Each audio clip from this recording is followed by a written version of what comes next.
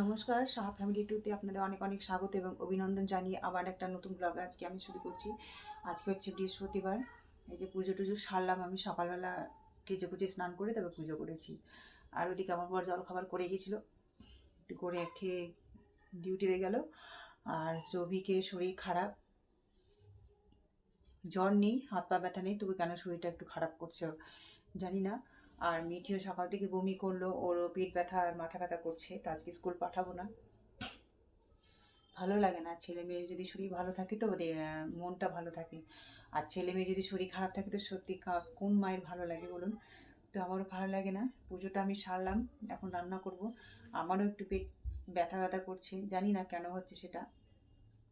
তো পুজো টুজো সারলাম, ঠাকুরের নিবেদন করা হয়েছে, প্রসাদ সব। এখন বাজে হচ্ছে 9:15। তারপরে রান্নায় যাব। তো দেখি মেয়েটাকে একটু ঠান্ডা জল বা আর কিছু শরবত করে খাওয়াবো, পেট ব্যথা করছে, মাথা ব্যথা করছে, স্কুল পাঠাবো না আমি। তো যাই হোক, সকালবেলা আপনাদের সামনে ভিডিওটা তুলে ধরলাম আর কি। আর এই যে দেখুন, যাই, পেট ব্যথা নিয়ে মাথা ব্যথা নিয়ে ওই যে ঘুমিয়ে আছে, পড়তে বসেছিল। এই যে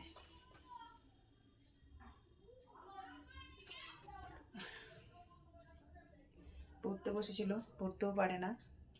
তো একটু ঘুমাক, জল টল খাওয়াবো, একটু ঘুমাবে, আরাম করবে, তারপরে পড়তে বসাবো।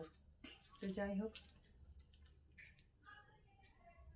এখন কেমন আছে? বমি করলি তখন? আমি পুজো করছিলাম, ওয়াক করছিলাম। তাহলে কলতলায় যা, কলতলায় গিয়ে মনে হয় বমি করেছিস না? জল দিয়েছিস ভালো করে? পেট ব্যথা করছে? পেট ব্যথা করছে, ভালো করে ঘুমা। তো এখন রান্নাও বসাবো, 9:30 বাজতে চললো প্রায় কাছাকাছি। আর আমারও মাথা ব্যথা করছে, কি জানি তিনজনের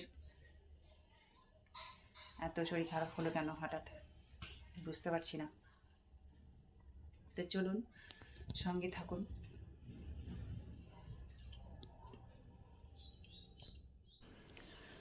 এইদিকে ফ্রিজ থেকে মাছ বের করে আমি জলে ডুবিয়ে রাখলাম, কারণ বরফ জমে আছে। আর চা গরম করে এই ঘরে ডাইনিং টেবিলে বসে গেছি চা খেতে।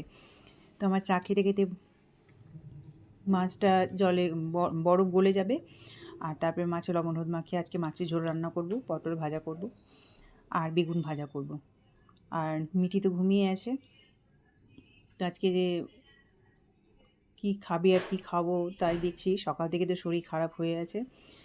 আর আজকে শ্রী শ্রী বরদার জন্মবাৎসরিক, তো আমাদের শ্রী অনুকূল ঠাকুরের আশ্রমেও যেতে বলা হয়েছে। এখন মিঠি যদি শরীরটা ভালো হয় তো যাবো, আর যদি ভালো না হয় তো কিছু করার নেই আমার। এদিকে বেগুনে লবণ হলুদ মাখিয়ে রেখেছি, আর এটা দিব পেঁপে সেদ্ধ, আলু সেদ্ধ সেদ্ধ আজকে মাখা করবো আর কি। আর বেগুন ভাজা হবে, আর পেঁপে আর আলু মাছে দেবো। মাছ এদিকে মাছে লবণ হলুদ মাখিয়ে রেখেছি, আগে আমি বেগুন ভাজবো, তারপরে মাছ ভাজবো। ওই ভাতটা বসিয়ে দিলাম।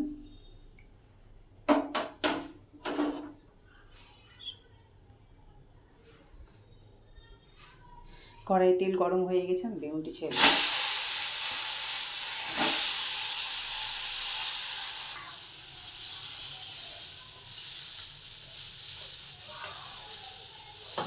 এখানে আমি গ্যাস লাইটারটা রাখি।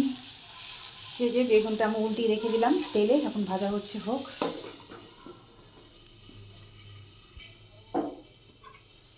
খালি ঢাকনাটাও ঢেকে দিয়ে আমি। আর গতকালকে তো মশলা করেই রেখেছি।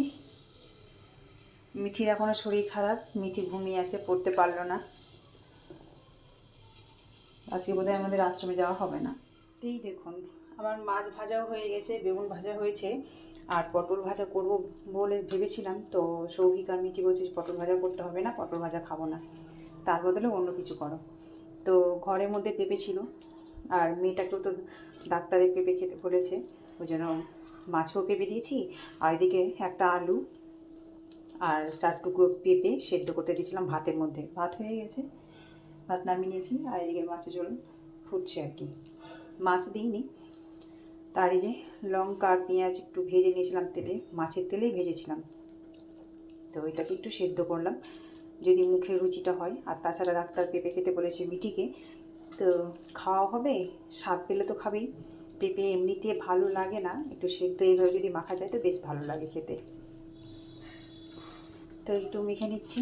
তো আজকের মেনু হচ্ছে আলু পেঁপে সেদ্ধ, বেগুন ভাজা আর মাছের ঝোল।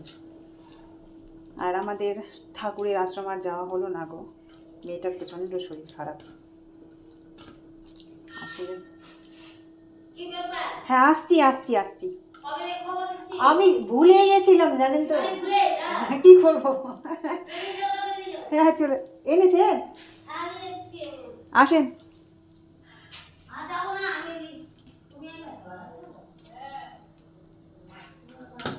হাতটা ধুয়ে নি।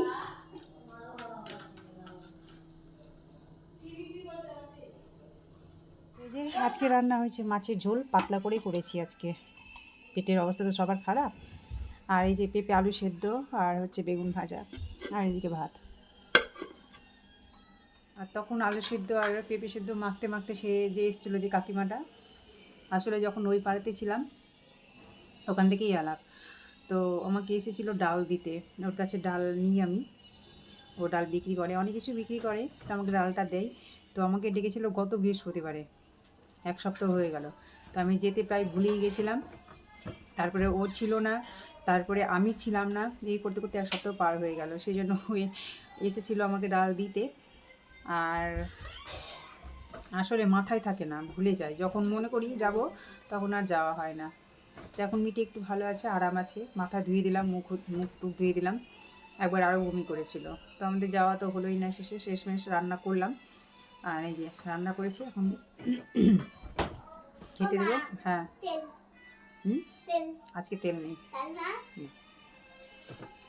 তো চলুন খেয়ে নিই আর খাইয়ে দিই, খিদে তো পেয়েছে। দুটো ওই যে ঘড়ি পুরোপুরি 2 বাজে।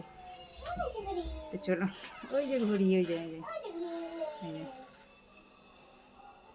তো চলুন খেয়ে নিয়ে খেতে দিই। এখন ভাত বেড়ে দেবো, ওদেরকে দেবো আর আমিও খাবো। আড়াইটা বাজে খেয়ে দিয়ে এখন এলাম ছাদে। অবশ্য খেয়ে দিয়ে নিচে একটু ঠান্ডা লাগছিল, আর সকালে যে জামা কাপড়গুলো কেচেছিলাম সেগুলো একটু শুকায়নি। ভাবলাম যে একটু যাই ছাদে, গায়ে রোদটা লাগিয়ে আসি, আর কিছু জামা কাপড়গুলো শুকিয়ে যাবে, মানে যেটুকু শুকাই আর কি, 1/2 ঘন্টার মধ্যে গিয়ে ঘুমাবো। তার সাথে আমি মিটিকেও নিয়ে আসলাম সাথে, ও আসতে চাইছিল না, ওকে নিয়ে আসলাম ইচ্ছে করেই, যে ওকে ঠান্ডা ঠান্ডা লাগছিল আর বমি করলো, শরীরটা খারাপ ছিল, সেই জন্য ছাদে ওর আর আমার একটু গায়ে রোদটা লাগানোর জন্যই এলাম। আর এই যে জামা কাপড়, ওইখানে 2টো গেঞ্জি মেলা আছে, ওই যে 2টো গেঞ্জি পাশাপাশি, আর আমার এখানে একটা নাইটি, ওই যে সবুজ রঙের নাইটিটা মেললাম। তো শুকায়নি, যেটুকু শুকাই আর কি। তো ছাদে এলাম, একটুখানি বসবো, গায়ে রোদ লাগাবো, তারপরে একটু ঘুমাবো। আজকে 5:30টায় ঘুম থেকে উঠেছি, আর ওর পড়া আছে 4টায়। ওগুলোতে হাত দিচ্ছিস কেন? এই যে ফুল তুললো একটা, ওই 4টা না 5টায় পড়া না রে, 5টায় পড়া, ওর 5টায় পড়া আছে। বুধবার করে 4টায় পড়ায়, কারণ হচ্ছে ওর তো গান থাকে, ওই জন্য গান টিউশন থেকে এসে গানে যায়, ওই জন্য ওকে একাই পড়ায়, 4টা থেকে পড়ায়। তো চলুন থাকুন, পাশে দেখতে থাকুন। শুভ সন্ধ্যা বন্ধুরা, তোমাদের সবাইকে শুভ সন্ধ্যা জানিয়ে আবার সন্ধ্যাবেলা ভিডিওটা আমি শুরু করছি। এখন আমি ওই যে ঢপ থেকে চাল চিড়ে ভাজা বের করছি। আসলে প্রচণ্ড খিদে পেয়েছে, আর ঘরে কেউ নেই, শুধু আমি আছি। সৌভিক আর মিটি তো টিউশনে গেছে, তো ওদের আসতে প্রায় 7টা। তো খিদেও পেয়েছে, আর দুপুরে সেই রকম আমার না ভাত কম হয়ে গেছিলো, অল্প হয়ে গেছিলো। তো দুপুর থেকে খিদেটা আছে, তো ভেবেছিলাম যে ওদের সঙ্গেই খাবো, তো ওরা না খেয়েই টিউশনে চলে গেল, ওরা খেলো না। তা আমি এই যে সন্ধ্যাবাতি দিয়ে একটু চিড়ে ভাজা চানাচুর মাখিয়ে খাবো আর কি, সেই জন্য বের করছি। আর দুপুরে তো ছাদে বসেছিলাম, ছাদে বসা কিছুক্ষণ রোদ লাগিয়ে বেশ ঘুম ঘুম পাচ্ছিল জানো তো।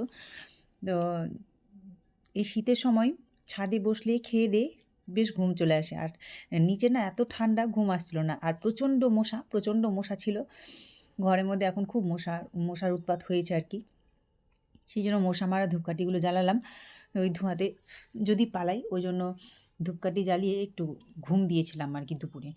তো দুপুরে একটু 1 ঘন্টা মতো ঘুম দিয়ে তারপরে সন্ধ্যা দিয়েছিলাম। সন্ধ্যা দেওয়ার পরে ছেলেমেয়েরা তো চলে গেল টিউশনে, এই যে আমি একা এখন চানাচুর দিয়ে চাল চিড়ে ভাজা, বারে বারে শুধু চাল ভাজা আসছে, চিড়ে ভাজা মেখে এখন আমি একা একাই খাবো।